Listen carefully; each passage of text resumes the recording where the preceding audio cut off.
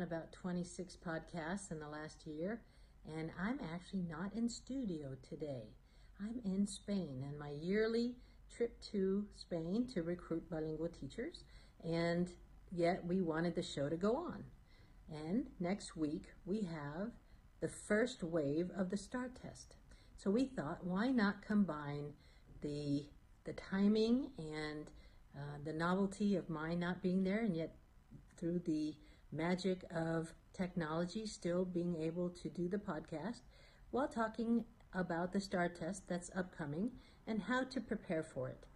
We're going to spend a little bit more time than we have in past shows. We have talked about the STAAR test in past shows, but we're going to spend a little bit more time talking about what the STAAR feels like during the time at the week of STAAR at the campus, some do's and don'ts for parents, some helping parents understand about opting out options. There aren't any. And, I just gave away the end. Anyway, but we really think it's important that parents be part of our world when it comes to something as important as this. Until our legislators do something different, and I hope they will soon, and you know, we had the advocacy podcast last week where we encouraged you parents to let your legislators know what they could do better to hear your voice in educational issues. I hope that you're doing that, and if you need more help with that, please reach out. We want your voice heard.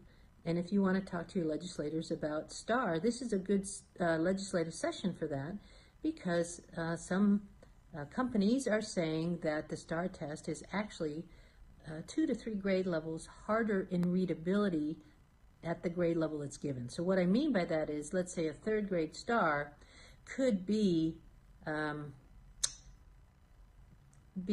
the 5th grade reading level. So that's tough for some of our kids, especially our kids that are second language kids. English isn't their dominant language yet. Kids who come from poverty backgrounds, kids who just have learning difficulties. So we want to make sure that you have an understanding of the STAAR test so that you can better prepare yourselves and your kids for next week for the testing grades. And again, not all grades are testing next week, but we will have grades 4, 7, 5, 8, and I believe 9 start their tests. All right, I'm going to introduce who's in the room. We have well, ladies, introduce yourselves, and let's go ahead and start our STAAR agenda. Thank you. Thank you, Dr. Good. Today I'm here with, my name is Stacy Weaver. I'm the Global Systems Director, and I'm here with Stacy Maxwell, and I'm the Academic Systems Director, but also the District Testing Coordinator. So Stacy, let's start with the history of STAAR. Can you tell us a little bit about that? Yeah, if we could put up that slide.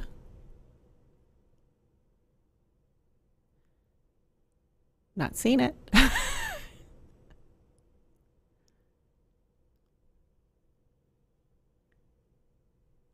So anyways, I came to Texas in 2003, and I remember that very well because that was the year right after the first tax test was given.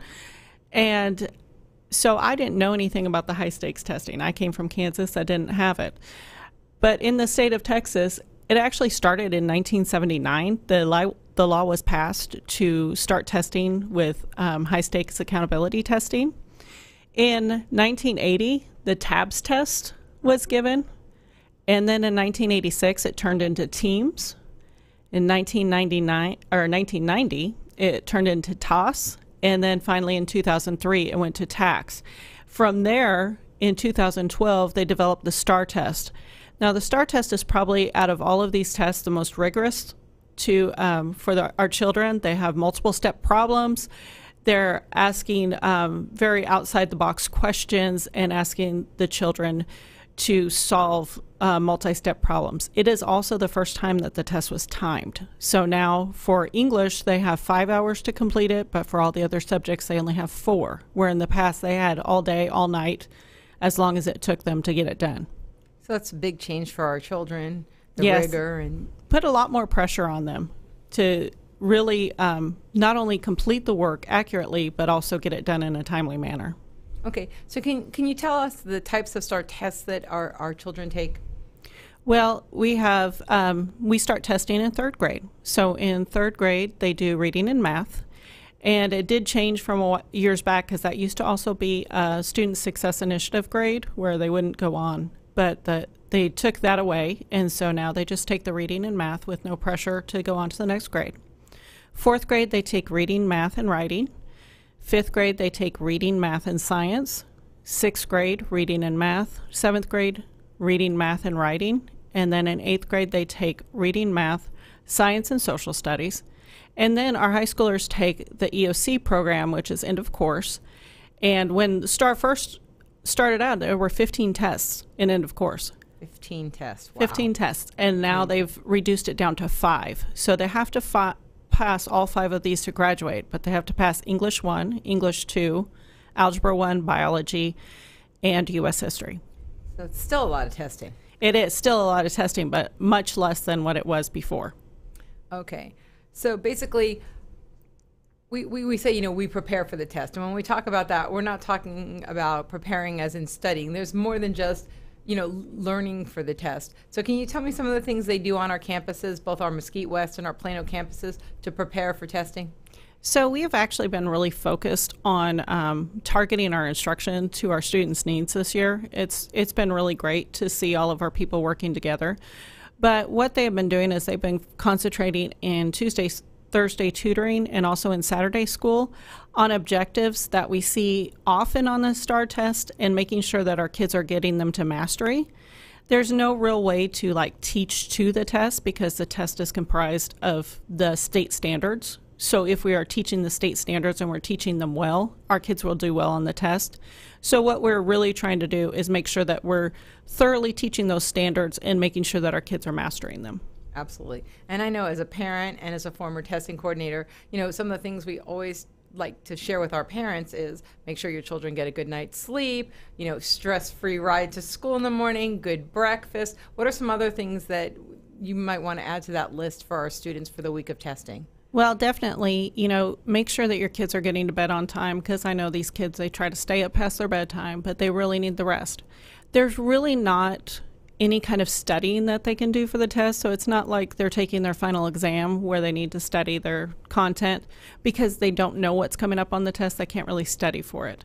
The best thing to do is to be relaxed, get a good night's sleep, eat a good dinner the night before, eat a good breakfast the morning of. In fact, some participating McDonald's offer free breakfast to the kids that are taking STAAR tests, so you may want to go by McDonald's, get them a nice hearty meal to start the day. And also just make sure that everything is stress-free. We're not rushing out the door. We're not, yelling at them to get their backpack or anything else. We are just getting them to school in a timely manner. Also, make sure to get those kids to school on time, because the preparation before the test is that they get a time to kind of gather themselves, and they get a time to go take a bathroom break and come back and be ready and get the last few words of encouragement from their teacher. If they're not there on time, they don't get that time to prepare. Also, if they come after the test has started, we have to pull them aside. We have to give them the instructions, and then we have to put them into a testing room. And it's just that extra time pressure of, I wasn't here on time, and that kind of stress, which can really affect the kids. And now I'll bring the administrator side out of me. I always try to remind parents that it's a best practice. Please don't make doctor's appointments. Please don't come on that day to take your child out early, or bring cupcakes for a birthday or something like that. Because on testing days, we really lock it down, and we're really focused on testing, and we try not to disturb a classroom. Parents will come up and they're like, is my child done testing? We don't like to walk into classrooms and disturb a class to pull a student. So we just ask parents to be mindful on those testing days, I think, as well, is really important. That's right. And as you did mention, we do actually lock down the campus. So basically there are no visitors on the campus during a testing week. So next week there will be no visitors on campus. And that includes our younger grades that don't test, because it is a secure test environment. We can't have any extra people around the tests or interfering with that kind of environment. So it's no lunches with your kids that week, and no coming and visiting the teachers that week, or bringing the cupcakes or doing any of that thing. So just be mindful of that everything will be locked down.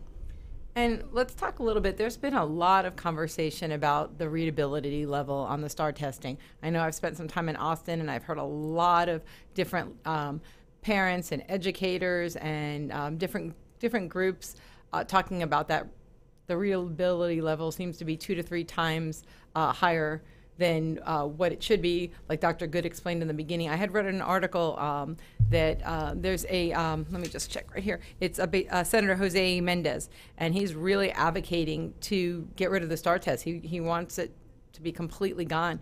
He was explaining that Texas A&M Commerce used 5 different types of readability testing to prove that it was at least 2 grade levels high, and was able to prove that. Then Mary Baylor Hardin, also they did 6 different types of testing, also showing that. You work with our students of special populations as well, our EL students, our special ed. Talk about their testing and how it affects students that haven't even reached their grade level readability level. Right. We have a really high population of special ed 504 students and ELL students. And for their tests, we try to accommodate their needs. So sometimes they may do it online. So they may take a test online, which will come with content supports, which are basically they can hover over a word and it will give them a definition of it and things like that. It also has text-to-speech features, if that's one of their accommodations, where it's basically an oral administration. The test will be read to them. Now, it does not read like reading passages. So that's, we want to make that perfectly clear. It will read the question, the answer choices to the student, but it won't read the reading passage. So they have to be able to make it through that reading passage in order to be successful. But the online platform is a really good tool for our special needs students. We also have some special needs students that do take it on paper, and they may have an oral admin with one-on-one. So they could have one test administrator in with them to do an oral one-on-one with them and get them through the test. They also have different manipulatives that they can use, and calculators that may not be available for other kids and things like that. It all depends on what is decided in their IEP meeting or their LPAC meeting. And you were discussing something earlier with me that I found very interesting. You were telling me about the testing window. Can you explain that? Starting next year, for our online testers, we're going to start using a 2-week testing window. And so if our kids are testing online, they don't have to specifically take it on a certain day. So what's going to happen is they will have an opportunity within that 2 weeks where we may be able to just pull a small group in and give them the test. And so to me, it seems like it's going to take some of the pressure off the kids, because it's not going to be like, okay, everything's shut down and we're just going to do STAAR this day. It's going to be more of a flexible situation. Very good. And so there's so many myths that surround, STAAR, and we've heard a lot of different things about STAAR, and one of them is opting out. And we hear it all the time, and in the state of Texas, there's no such thing as opting out. We hear parents say, we can opt out, and their version of opting out, they keep their child home, or they tell their child to go to school but don't take the test, or they go on vacation at that time, and a lot of ramifications that occur when a parent does something like that. Can you explain some of those things and what, as a testing coordinator, what you have to do in order to meet the state requirements when that happens? Yeah. So there really is no opting out, and I've heard that from several different parents, as we're going to opt out of the test. By state law, there is no opting out. So by the time the child completes their high school career, they have to pass the 5 EOCs in order to graduate. So let's say a parent decides they're going to opt out of English 1. Well, they keep their kid home. So that's in April. They keep their kid home in June. We're going to call them back in to take the test. If they're not there in June, we're going to call them back in December to take the test. So every time there's a retesting period, that child is required to take that test until they pass it. So the best option is to give them every possible opportunity to pass those tests. If they don't pass the 5 tests, they will not get a diploma. They'll get a certificate of completion, but not a diploma. So, we're trying to get our kids graduated and ready, college and career ready. I'm not saying the test is the best thing to do that, but they certainly can't go to college without that diploma. So we really want them to earn that diploma, and that's the only way to do it. Okay, and our students who don't pass the STAAR, what happens? They take it during the year, and then they retake it. We know what's the process of how that works, and if they don't pass it, and they're in 8th grade or high school, and what do we do during the school year to help those students? Okay, so we'll just take 5th and 8th grade, for example, to start. So 5th and 8th grade are what we call Student Success Initiative grades. And basically, if they don't pass the reading and the math, they do not get promoted to the next grade. They have 3 opportunities to take it before we have to go to a grade placement committee to make a decision whether or not they're promoted. So the first opportunity, they go through, and we've prepped them for the test, and this will come up next week, and they'll take their first round of math and reading. We'll get their scores back. In the meantime, what we're doing is we're telling those teachers to keep on teaching those standards and review those standards and make sure everyone's ready to take the next round. We'll get those test scores back. They'll have about 2 weeks to prep and get ready for the next test. So all those kids that have not passed that test yet, they will get strict interventions from our teachers and from our staff. Last year we did a little mini boot camp, and just those kids that need to retest went into the cafeteria. We ran stations and tried to review concepts. They get a second time to test. If they do not pass the second time, then they're assigned to summer school, which they go through interventions again in summer school. And at the end of the summer school, they test for the 3rd time. If they still do not pass that, we have to go to what's called a grade placement committee. So that would be the director plus a special ed teacher and anyone that has interest in the child, and they have to go through and they have to see whether or not it's in the best interest of the student to go ahead or to be retained. And so this is a huge process. The more kids that we can get through the first time, the better off we are. So for EOCs, it's kind of the same process. They have to pass those 5. The first time they take it, if they don't pass it, they go into summer school. They take it at the end of summer school. If they don't pass it in summer school, then we prep them in the fall, and they have to take it again in December. So they keep on repeating these tests until they pass them. So you can start off with a student in 9th grade that takes English 1. And if they don't pass it, they're going to take it 3 times a year until they graduate. So, and if they don't pass it before they graduate, obviously they don't get a diploma. Okay, and for our special population students, what happens with those students? They will take it as many times as the art committee says they need to take it. If the art committee has come to a decision where this is no longer benefiting the student, then they will exempt them from that test and go ahead and get them graduated.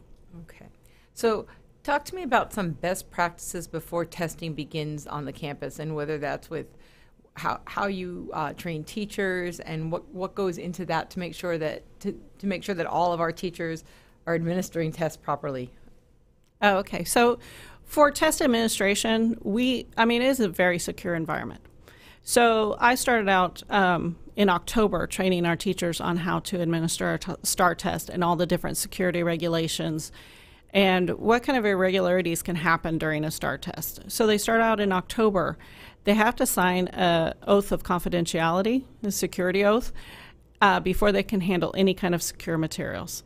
So they actually have to go and check out the materials from the director the day of the test, the morning of the test, and they have to give the test with all the guidelines set in place, And then they have to actually return everything into the director at the end of the testing session. Everything is counted and checked like 2, 3 times, 4 times. I check it before I hand it to the directors check it before they hand it to the teachers check it before they hand it back to the directors, and then the directors check it before they hand it back to me.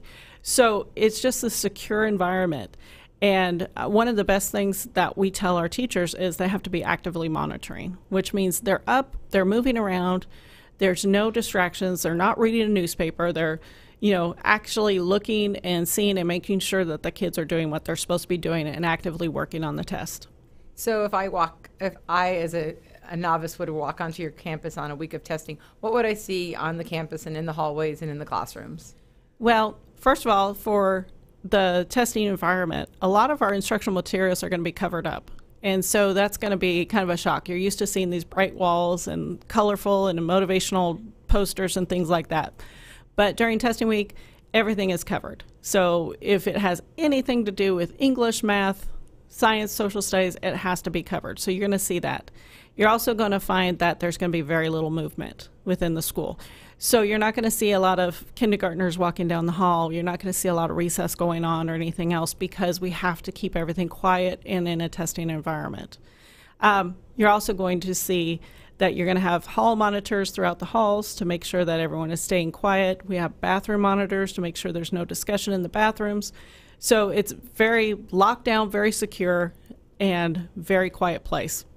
Okay, so is there any specific things you'd like to let our audience know to be prepared for before we set into our testing week? I think mostly is just make sure that your kids are relaxed and ready to go. And be encouraging and give them, just tell them you can do it, and just go in there and do your best and don't get too stressed out, because a lot of the kids go in and they start having some serious test anxiety, and we don't need that. We just need them to relax, do their best on the test, and put forth their best effort. Well, I think you've shared some great information, and I hope this one puts our parents at ease as well as our students, and that they'll share that information with their children. Everything we spoke about today, we're going to go ahead and put up on our Facebook after the show later this afternoon, early evening. So we'll put some links up about the STAAR testing, and we'll put up the article by Senator Mendez, and all those information and links so parents can see those. Our testing dates, we'll go ahead and post those as well, and a little bit of the history of the STAAR, we'll put that up for parents as well. And we're going to go ahead and go back to Dr. Good, and she's going to go ahead and close out the show. So thank you, Stacy, for helping me out today and joining me in Dr. Good's absence. Now you know everything you need to know about the STAAR test that's happening next week. We appreciate you staying tuned and listening. And again, due to the magic of technology, I'm able to come to you from Spain and still complete the podcast. Thank you to Stacy Maxwell and Stacy Weaver for stepping in for me and making sure that we kept our promise of our weekly podcast. And if you have any more questions about the STAAR test, please make sure that you get with Stacy Maxwell, who is our district testing coordinator, so that she can answer your questions for you. Thank you, and have a great rest of the day. Legacy Preparatory Charter Schools, visit our website, legacypca.com, or call 469-249-1099. And remember to like us on Facebook, where we stream live weekly Tuesdays at 3 p.m.